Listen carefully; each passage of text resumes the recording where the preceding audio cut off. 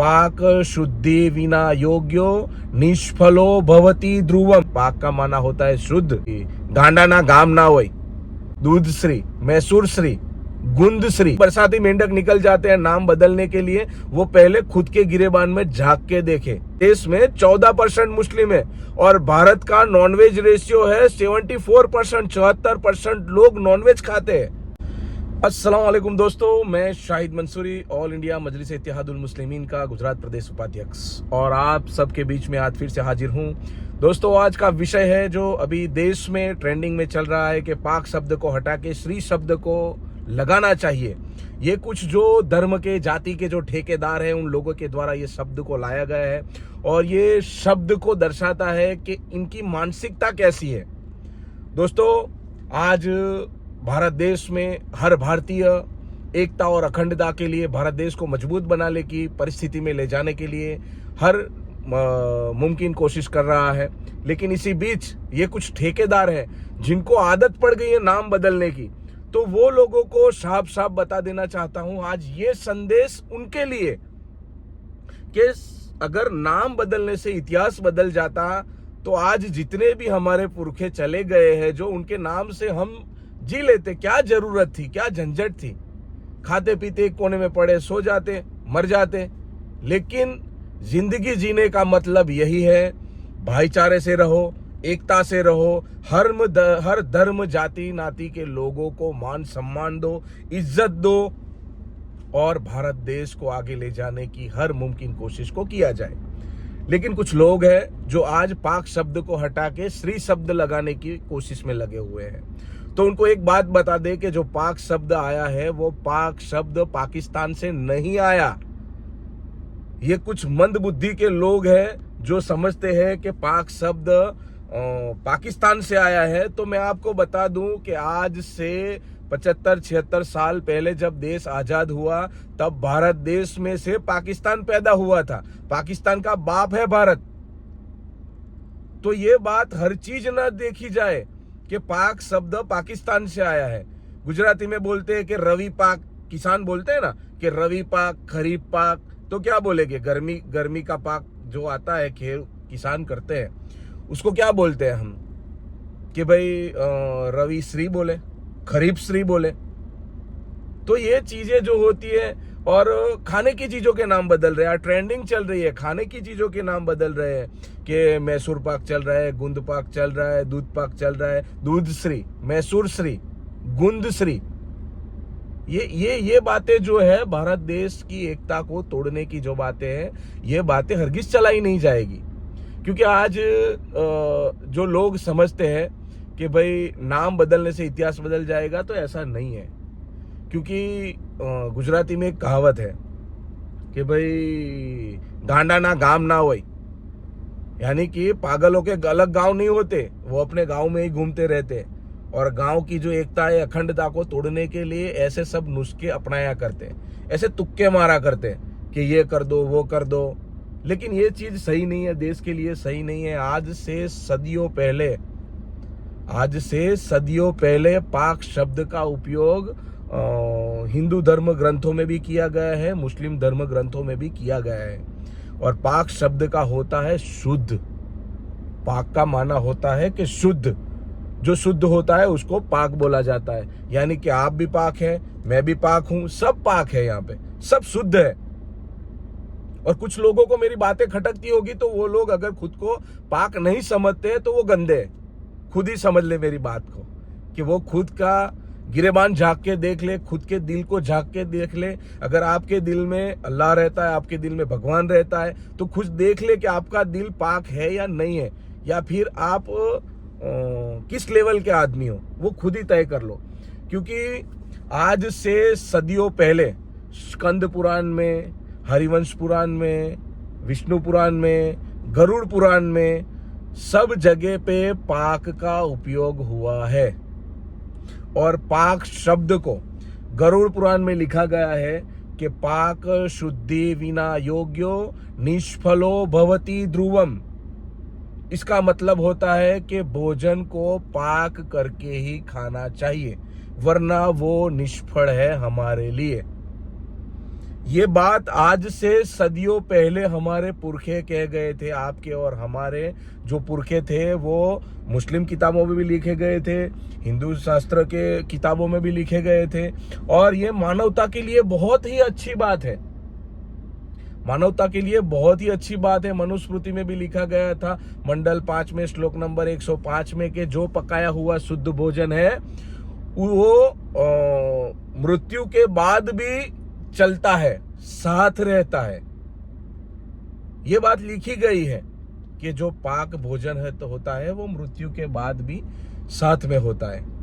तो ये सब जो चीजें हैं, ये चीजें जो लोग किताबें पढ़ते हैं, धर्म की किताबें जो पढ़ते हैं, जो जिनको सही ज्ञान है, वो लोग ऐसी चीजें तो कभी नहीं कर सकते, चाहे वो किसी भी धर्म के हो, किसी भी जाति के हो।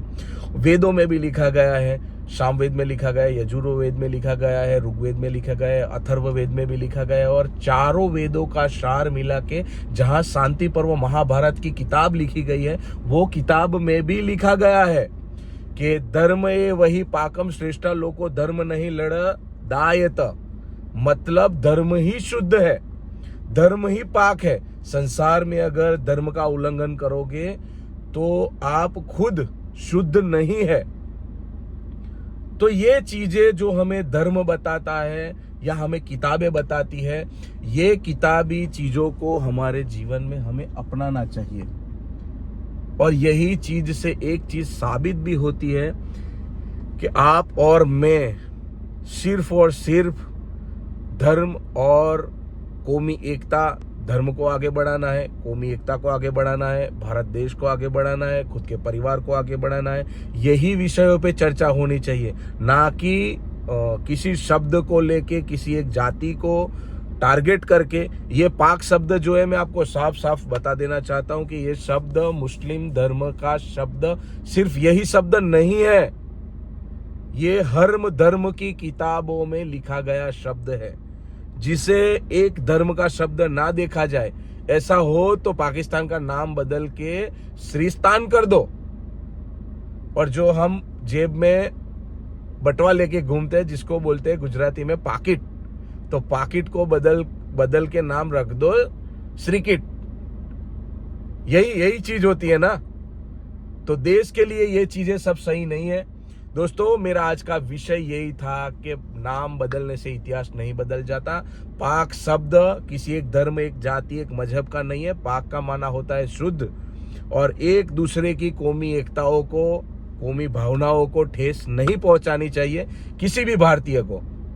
और ऐसे जो बरसाती मेंढक निकल जाते हैं नाम बदलने के लिए, वो पहले खुद के गिरेबान में झांक के देखे कि ये चीजों से देश को नुकसान हो रहा है। ये बकरी ईद का मौसम चल रहा है अभी, बकरी ईद के मौसम में आज कितने बरसाती मेंढक निकल जाते हैं जीव दया करके बचाने के लिए। अरे बकरे को पकड़ रहे हैं। जो लोग होली धुलेटी में खुद बकरे खाते हैं, वो लोग आज बकरों को पकड़ रहे हैं। तो जीव दया उस वक्त कहाँ जाती है? उस वक्त नहीं दिखता आपको जब खुद खाते हैं तब। भारत देश में 14% मुस्लिम है, भारत देश में 14% मुस्लिम है, और भारत का नॉनवेज रेशियो है 74%, 74% लोग नॉनवेज खाते हैं। तो जो लोग 60%, मुस्लिम के सिवा 60% जो लोग नॉनवेज खाते हैं, तो आज मुस्लिम लोग जो जीव दया वालों का सामना कर रहे हैं, तो वो 60% लोगों को क्या सांप सूंघ गए हैं? आप लोग नहीं खाते हो, और अगर आप खाते हो तो आज मुस्लिमों का साथ दो कि कोई गलत चीज नहीं है ये। बकरी पालन करना, मुर्गी पालन करना, इसी से तो करोड़ों लोगों की रोजगारी चलती है। भारत देश में एक साल में तकरीबन 3.5 अरब यानी कि 3,50,000 करोड़ जितने मुर्गियां कटती है, इनका उत्पादन होता है। किसान इससे पैसे कमाते हैं, आदिवासी पैसे कमाते हैं, और बकरे जो कि एक साल में 30 करोड़ से 35 करोड़ जितने अंदाजित बकरे कटते हैं, जो कि पूरे के पूरे तो मुसलमान खाते नहीं है। तो दोस्तों, मैं आपको यही समझाना चाहता हूं कि आप जो 60% नॉन वेजिटेरियन, नॉन मुस्लिम जो 60% है, वो लोग भी इस लड़ाई में आप साथ दो, या फिर एक काम करो, पूरी तरह से नॉनवेज ही बैन कर दो। ये मुस्लिम समाज के साथ अन्याय क्यों किया जा रहा है? जो लोग खाता है खाए, ना खाता है ना खाए। मैं अपनी वीडियो में कई बार बोल चुका हूं कि भारत का संविधान हमें आर्टिकल 25, 26 पूरी आजादी देता है। हम क्या खा सकते हैं, क्या पहन सकते हैं, क्या कहाँ घूम सकते हैं, धर्म के रीति रिवाजों को हम मान सकते हैं। ये भारत देश का संविधान हर नागरिक को इतनी छूट देता है, चाहे वो हिंदू, मुस्लिम, सिख, ईसाई, बौद्ध, कोई भी धर्म से हो, कोई भी नाती जाति से हो, किसी को भी ये संविधान हमारा छूट देता है। लेकिन आज मुसलमानों को प्रताड़ित किया जा रहा है, बकरे के नाम पे, कुर्बानी के नाम पे प्रताड़ित किया जा रहा है। ये चीज सरासर गलत है। अहमदाबाद में आए दिन जो चीजें हो रही है वो धर्म की लागनियों और कौमी एकता को भड़काने के लिए जो लोग निकल रहे हैं वो गलत है। हर कोई इंसान हर अपनी मन मर्जी से हर काम कर सकता है। ऐसा हो तो यहाँ पे पावागढ़ से आगे चिलावाड़ा एक गांव है, वहां पे खुले में बकरे कटते हैं। वहां पे जो बाबा देव का मंदिर है, आस्था का केंद्र है, मानते हैं, माने, बलि चढ़ाते हैं, चढ़ाओ, जिसको जो भावे वो करो। भारत का संविधान हमें छूट देता है। ऐसे तो अभी बात बताने जाओ तो कई मंदिर ऐसे जहां पे बलियां चढ़ती है, जहां पे जीव दया वाले जाते भी नहीं है, लेकिन यहाँ पे टारगेट सिर्फ मुसलमानों को किया जा रहा है। तो दोस्तों, भारत की कौमी एकता को ऐसे नहीं बिगाड़ना चाहिए, बदनाम नहीं करना चाहिए, क्योंकि जो बकरे पालते हैं, जो मुर्गियां पालते हैं, वो मुसलमान नहीं पालते। वो पालने वाले किसान हैं, वो पालने वाले आदिवासी है, वो पालने वाले हर एक जाति के लोग हैं, जिनको हर साल में रोजगारी मिलती है। किसी का घर चलता है, किसी का चूल्हा चलता है, किसी की बेटी की शादी होती है, किसी का अस्पताल का खर्चा होता है, किसी की शिक्षा का खर्चा होता है, किसी का घर बनता है, किसी का आशियाना बनता है। ये चीजों से आप उन्माद मचाए हुए हो बकरी ईद पे। ऐसा नहीं होता है। अगर अभी युद्ध चलता है तो उसमें कौमी एकता दिख जाती है। जैसे ही युद्ध का सीज फायर होता है फिर आपस में लड़ने लगते हैं, तो इससे देश का नुकसान होता है। दोस्तों, ये चीज बहुत ही गंभीरता से लेने वाली बात है। तो आज का विषय हमारा यही था दोस्तों, कि श्री को लगाने से, पाक को हटाने से भारत देश हम विश्व गुरु नहीं बन जाएंगे। विश्व गुरु बनने के लिए हमें स्त्रियों का सम्मान करना चाहिए, स्त्रियों को पढ़ाना चाहिए, हाई एजुकेशन उनको देना चाहिए। भारत देश की जो नीति नियम है, जो संविधान है, जो कायदे कानून है, उनको मानना चाहिए, उसको स्ट्रिक्ट तरीके से फॉलो करना चाहिए। आजकल लोग कायदे कानून हाथ में लेके रोड पे निकल जाते हैं, जो काम पुलिस का है वो काम खुद करते हैं, बोलते हैं कि हम जीव दया वाले हैं। भाई, ऐसा नहीं होता है। पुलिस प्रशासन है, और आज गुजरात की पुलिस हो या पूरे भारत की पुलिस हो, पुलिस अपना काम अच्छी तरह से करती है, लेकिन कायदे कानून किसी को भी हाथ में लेने का अधिकार नहीं है। दोस्तों, ये विषय पे खास ध्यान देने वाली बात है।